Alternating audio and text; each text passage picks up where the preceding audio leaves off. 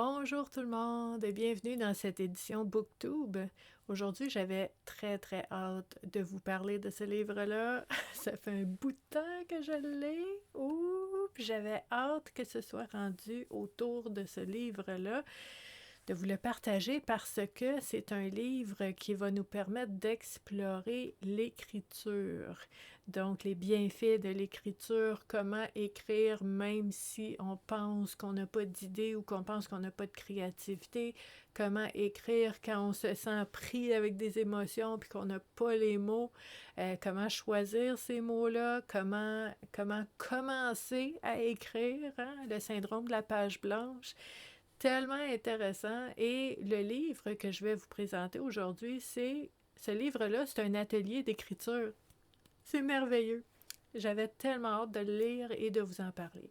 Donc, pour les personnes qui se joignent à nous, les épisodes BookTube, en fait, sont offerts en alternance tous les vendredis depuis plusieurs années maintenant. Je fais ça et je vous partage des lectures inspirantes. Je vous partage aussi des livres qui peuvent servir d'outils dans notre cheminement personnel, dans la connaissance de soi, dans la santé mentale, donc tout ce qui peut toucher à notre mieux-être au quotidien.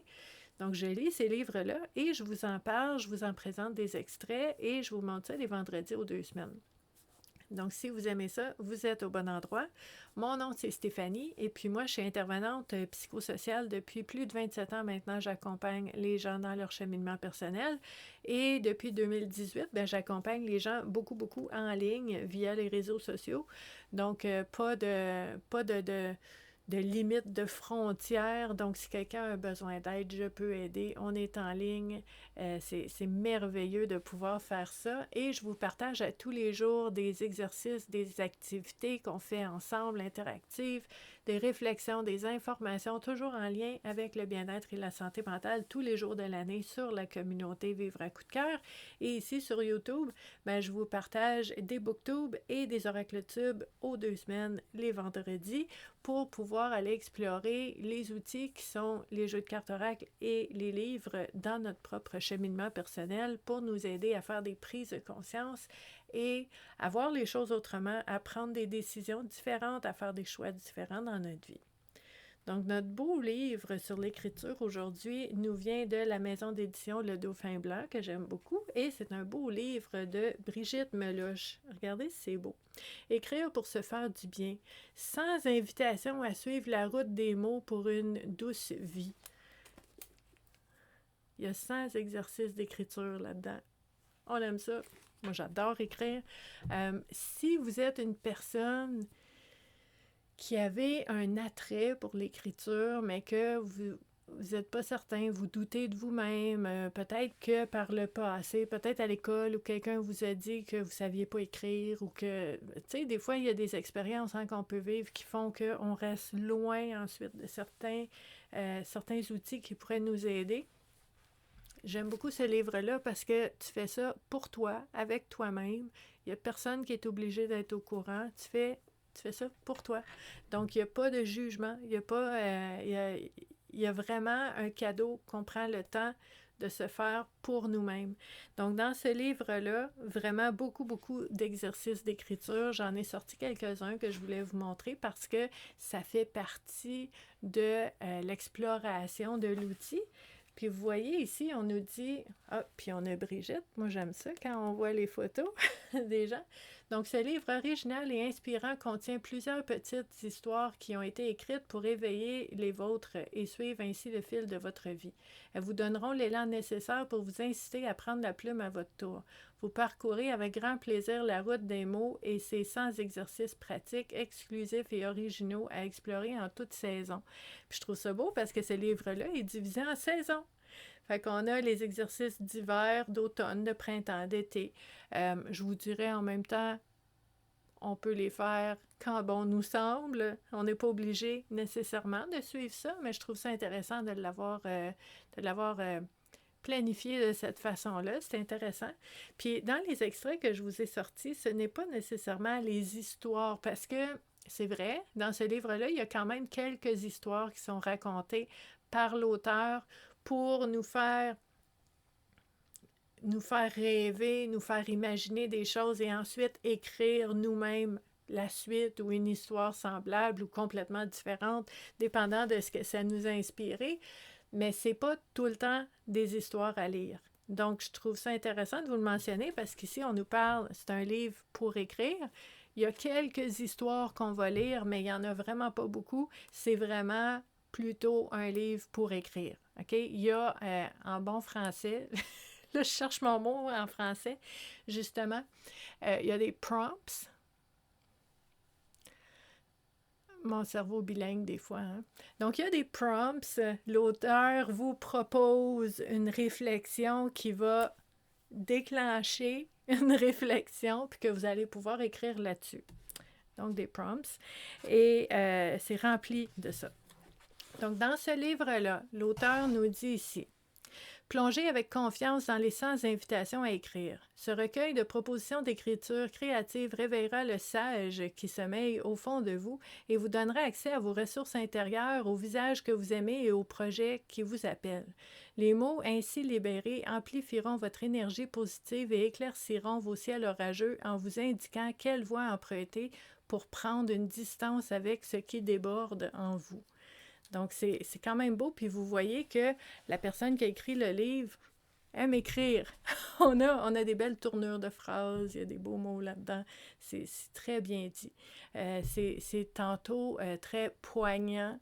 À d'autres moments, c'est inspirant d'imagination. C'est vraiment bien écrit aussi, ce livre-là. Donc, on nous dit ici: utilisez ce recueil et ses invitations à écrire ludiques ou plus introspectives comme une récompense après une journée de travail, un baume pour les moments où le cafard vous visite ou tout simplement pour prendre rendez-vous avec vous pour un moment de ressourcement. Vous bénéficierez en plus de trucs et d'astuces pour stimuler et nourrir votre plume créative. On aime ça. Et ici, on a un petit élément qui nous dit: parfois, vous aurez l'impression de noircir vos pages de futilité et de bavardage sans intérêt. Ça arrive à tout le monde.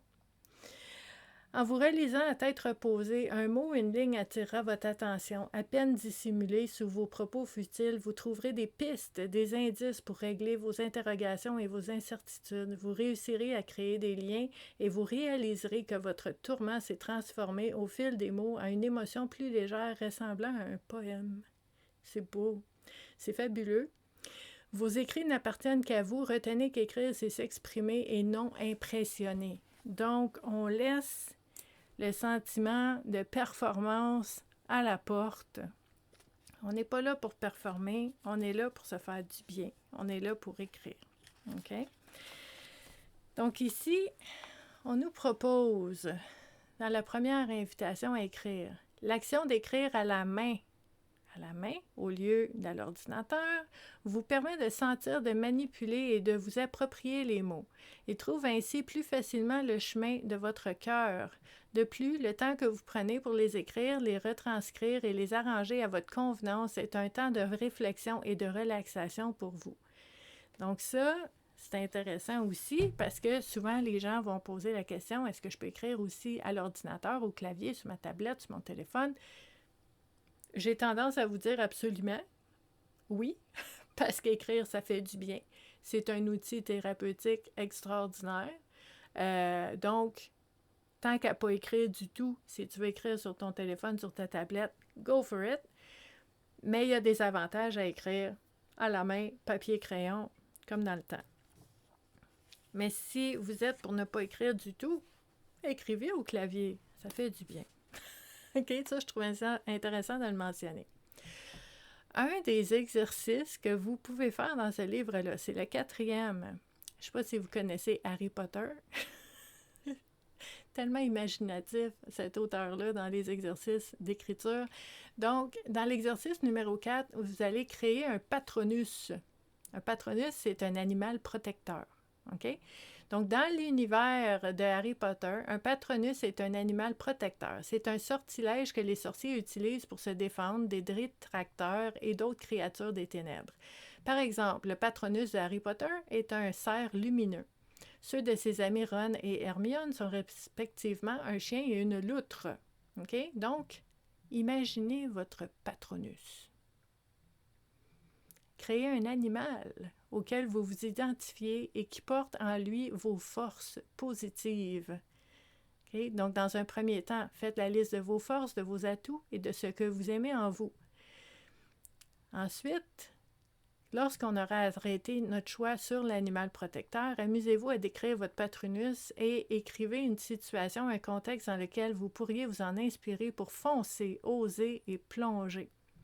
Puis, prenez quelques minutes pour noter vos réflexions. Donc, ça ressemble à ça. On nous propose une réflexion, puis là, tu peux écrire. Moi, personnellement, ça me prendrait plus que ça. Donc, personnellement, j'aurais un petit cahier à côté où est-ce que je mettrais tous mes écrits. Je noircirais mes pages à ce moment-là, mais je trouve ça intéressant. L'auteur nous propose des endroits pour écrire quand même. Un autre exercice qu'on nous propose, où j'ai mis un post-it. Ah, ça là, j'ai 2 post-it par rapport à ça. Ce sont des réflexions. Tu sais, vous savez, moi, je suis intervenante psychosociale, hein? Donc j'aime tout ce qui est psychologie, cheminement personnel, apprendre à se connaître, aller explorer nos zones d'ombre. C'est très important. Donc, il y a 2 réflexions là-dedans que j'ai faites comme I love it! OK! Donc, il y en a une, entre autres, c'est la règle des 5 pourquoi. Check bien ça. Cette règle est une technique créative pour surmonter un problème lorsqu'il survient et remonter ainsi à sa source afin de trouver une solution adaptée. Écrivez et répondez à un enchaînement de questions jusqu'à 5 fois. Vous posez la question pourquoi. Vous aurez une bonne idée d'où cela accroche dans votre rituel d'écriture si, bien sûr, vous rencontrez des difficultés. Donc, un exemple qu'on vous donne ici. Pourquoi je ne persévère pas dans mon rituel d'écriture? Si vous répondez que c'est parce que vous êtes fatigué, passez au pourquoi suivant. Pourquoi je suis fatigué? C'est parce que je me couche trop tard. J'ai beaucoup à faire, j'accumule du retard au travail, j'ai trop de tâches à voir à la maison. Pourquoi j'ai tant de choses à faire? J'adore ça. Parce que c'est difficile pour moi de prioriser, de demander et de dire non. Donc, au final, on descend. À chaque fois, on pose la question « Pourquoi telle chose? » Puis, ce qu'on fait, c'est que ma technique des pleurs d'oignon, on creuse tranquillement, d'une étape à la fois, jusqu'à temps qu'on arrive à la source où est-ce qu'on dit « Ah, c'est ça le noyau, la source de où ça commence, cette situation-là. » Puis là, on peut dire « OK, au lieu de commencer par la fin, je commence à la source. Qu'est-ce que je peux faire pour apaiser dès maintenant? » Un exercice d'écriture extraordinaire. J'adore ça. OK? Donc, on nous dit ici, cette technique a été développée à l'origine par une autre personne avec un lien vers un site web. OK? Donc, il y a vraiment la recherche à faire, des outils à aller explorer là-dedans. J'adore ça, l'idée des 5 pourquoi. En fait, c'est une technique qu'on connaît déjà en psychologie, mais c'est vraiment d'aller au niveau de se poser la question pourquoi, comme un enfant de 3 ans qui te demande pourquoi. Ah oui, pourquoi? Puis on a la patience d'aller explorer en soi-même cette fois-ci. On a un autre exercice ici que je trouvais intéressant, le numéro 11, qui est 1 000 à pied, ça use les souliers. On devrait marcher 1 000 à pied dans les souliers de quelqu'un d'autre avant de le juger, dit le vieil adage. Faites l'exercice, vous aurez l'occasion de comprendre ce que la personne vit et surtout vous verrez le monde autour à partir de son propre point de vue. Écrivez 1000 mots dans les souliers usés de quelqu'un de votre choix, votre mère, votre père, votre adolescent, un ami, un collègue ou un personnage inventé. Vous prendrez ainsi conscience de sa vision et vous toucherez un peu plus sa vérité. Ça, c'est intéressant quand on a des choses à travailler avec quelqu'un. Tu sais, je comprends que cet auteur-là nous propose comment écrire des histoires, comment écrire différentes choses. Moi, c'est sûr que je vous présente ce livre-là avec la lunette du cheminement personnel, de la psychologie. Je suis intervenante psychosociale, j'accompagne les gens là-dedans. Donc, moi, je vois plutôt comment on peut travailler sur des blessures, des relations du passé en utilisant un exercice comme ça. Donc, par exemple, je marche dans les souliers de ma mère. Comment je me mets à sa place, là? Comment elle a vécu? Comment elle voit la vie? Comment elle réagit? Puis ça peut expliquer pourquoi certaines choses. C'est pas, je vous dis pas que ça rend tout correct, puis que, non, tu sais, c'est pas pour minimiser les blessures, c'est pas pour banaliser des événements qui sont arrivés, c'est pour essayer de voir les choses d'une façon qu'on n'a jamais vue. Hein? Donc, je marche dans les souliers de telle personne, qu'est-ce que je vois, qu'est-ce que je vis, comment je vois la vie. Vous sentez-vous plus tolérant et compréhensif à l'égard de cette personne après avoir fait l'exercice? Ça se peut que oui, ça se peut que non. Dans tous les cas, je l'écris parce que ça fait du bien d'écrire. OK? J'ai vraiment beaucoup aimé cet exercice-là. Un autre que j'ai beaucoup aimé, OK? Puis ça, je vais vous montrer l'image, là. C'est magnifique. En fait, c'est une opération camouflage. Des fois, on porte en soi soit des souvenirs qui sont douloureux ou des choses, des fois, qu'on porte en nous puis qu'on a honte. C'est honteux. On n'est pas fier.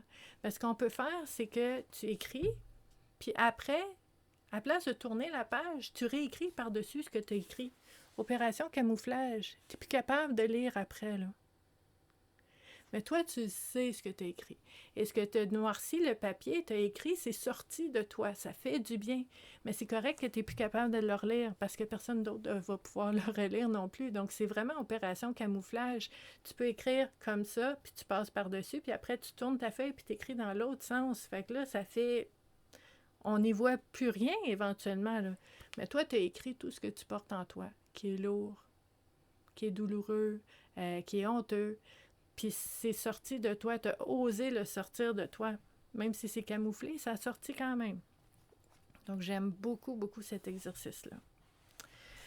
On a un autre exercice d'écriture ici qui s'appelle le 52e.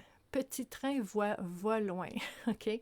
Une nouvelle journée ou une nouvelle année commence. Vous vous sentez reposé et confiant. Vous regardez en avant. Dans votre train de vie, vous traînez quelques wagons contenant des erreurs et des ruminations. Comme nous tous d'ailleurs, décrochez aujourd'hui les wagons qui ralentissent votre air d'aller. Allégez votre cœur. Écrivez les enseignements que vous avez tirés de vos erreurs passées et poursuivez votre route. Donc, petit train va loin lorsqu'on cesse de regarder dans le rétroviseur. Ajoutez une brève conclusion si vous le désirez. Donc, on écrit c'est quoi les trains, les wagons de rumination puis des événements du passé qu'on veut décrocher puis qu'on ne veut pas amener avec nous à l'avenir. J'aime beaucoup cette image-là. On peut faire ça. Dans ce livre-là, il y a des haïkus aussi, donc la poésie, des haïkus. Oui, il y a un exercice que j'ai vraiment trouvé beau. C'est de choisir un élément de la nature et de s'identifier à cet élément-là. Donc, ça peut être le soleil, la pluie, ça peut être les feuilles d'automne, ça peut être le tonnerre, les éclairs, ça peut être plein de choses. OK? Puis là, on a un exemple ici. Je serais le vent. Si j'étais un élément de la nature, je serais le vent. Pas celui du nord qui glace la terre et craque sous nos pas. Non, je serais une brise légère, parfumée des cerisiers en fleurs. Je serais une douce brise qui caresse les volants des jupes qui se soulèvent. Je serais ce souffle de vie qui murmure que tout va s'arranger. Une petite brise tellement délicate qu'on se rend à peine compte qu'elle est là. Celle qu'on apprécie pour sa divine fraîcheur, celle que l'on prie les nuits où les draps humides nous collent au corps. Une brise salée, agréable et amicale. Celle que tous invitent sur la terrasse les jours cléments. Celle qu'on emprisonne pour l'offrir en bouquet de ballons colorés. Je serais le vent qui transporte un souffle de vie. Fait que là, toi, tu choisis un élément dans la nature et tu expliques pourquoi tu serais cet élément-là. C'est beau, hein? J'aime ça. On a un autre exercice ici, l'exercice 69, qui est vraiment très beau. Miroir, dis-moi qui tu es. Puis là, on va faire la paix avec notre corps. Vous voyez, les exercices que j'aime dans le livre sont très axés sur le développement personnel, la psychologie. C'est un peu teinté de ce que j'adore dans la vie. Mais oui, donc on va faire la paix avec notre corps. Votre corps est votre compagnon le plus précieux. C'est un ami de toujours fidèle, patient et conciliant. Même lorsque vous pensez être seul au monde et jamais bien loin, flottant constamment dans votre ombre. c'est votre plus vieille connaissance. Votre corps connaît tout de vous. Ce qui vous fait du bien, ce qui vous fait du mal, ce qui vous chatouille, ce qui vous trouble. Il sait vos douleurs, vos humeurs, vos nœuds et vos cicatrices. Votre passé est imprimé. Votre présent coule dans ses veines et fait battre son cœur. Votre avenir l'émoustille ou lui fait peur. Néanmoins, le malmenez-vous parfois, souvent, tout le temps. Pour le consoler, notre corps, le réconforter, l'apaiser, le rassurer, parlez-lui comme vous le feriez à un enfant de 5 ans qui a de la peine d'être rejeté par ses pairs. C'est touchant, hein? Dites-lui combien il est gentil et serviable. Parlez-lui de sa force, de son importance et de sa grande beauté. Cher corps. Là, tu continues d'écrire. Cher corps. Un autre exercice que j'aime beaucoup, c'est de prendre de la distance. Donc, on va jouer avec les pronoms pour se rapprocher ou pour mettre de la distance. OK? Donc, choisissez une chose qui vous tracasse en ce moment. Écrivez avec le pronom « je ».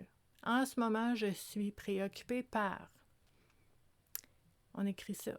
Ensuite, réécrivez maintenant le même texte en tout point, mais avec le pronom « tu ». Changez tous les « je » par des « tu ». En ce moment, tu es préoccupé par. Voyez-vous, on prend un peu de distance déjà. Ensuite, réécrivez encore le même contenu avec les mêmes mots et remplacez maintenant tous les tu par des il ou des elle. Donc, en ce moment, elle est préoccupée par. On vient de prendre encore de la distance un peu. Puis là, on peut voir les choses autrement. J'adore ça, j'adore ça. Donc, ce livre-là, faut savoir qu'on n'est pas obligé d'être de grands écrivains pour faire des exercices qui sont dans ce livre-là. Puis, je vous l'ai dit tantôt, vous allez avoir des exercices préférés, des exercices que vous allez vouloir refaire de temps en temps parce que ça vous apporte quelque chose qui vous fait du bien, des exercices que vous allez faire, puis vous allez découvrir des choses qui vont changer votre perception de vous-même ou de votre vie. Là. Écrire, c'est très thérapeutique. Donc, je vous dirais, une des choses que je mentionnerais, c'est que si vous écrivez puis que ça vient bousculer des choses en vous, ça, là, c'est un merveilleux exercice d'écriture qu'on peut faire en accompagnement. Si vous avez besoin d'être accompagné, si vous avez besoin d'aide pour aller explorer ou pour, tu sais, vous trouvez des choses dans votre écriture puis vous dites, ben là, je fais quoi avec ça, moi? Ben, demandez de l'aide. Allez chercher de l'aide d'une personne qui va pouvoir vous aider à savoir quoi faire avec ces nouvelles infos-là, avec ces prises de conscience-là.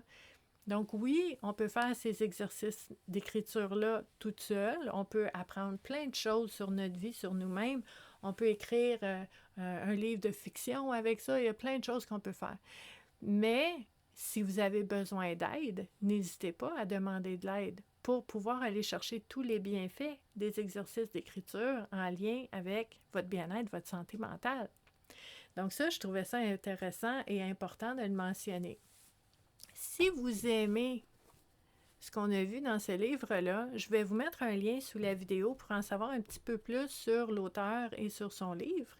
Et si vous aimez tout ce qui touche au bien-être et à la santé mentale, mais je vais vous laisser un lien aussi sous la vidéo avec tous les différents endroits que vous pouvez joindre la communauté Vivre à coup de cœur avec moi, où est-ce que je vous accompagne dans votre cheminement personnel au niveau du bien-être et de la santé mentale à tous les jours de l'année. Donc, c'est toujours un plaisir pour moi d'être avec vous. Je vous remercie d'être là aussi, puis je vous dis à la prochaine. Bye!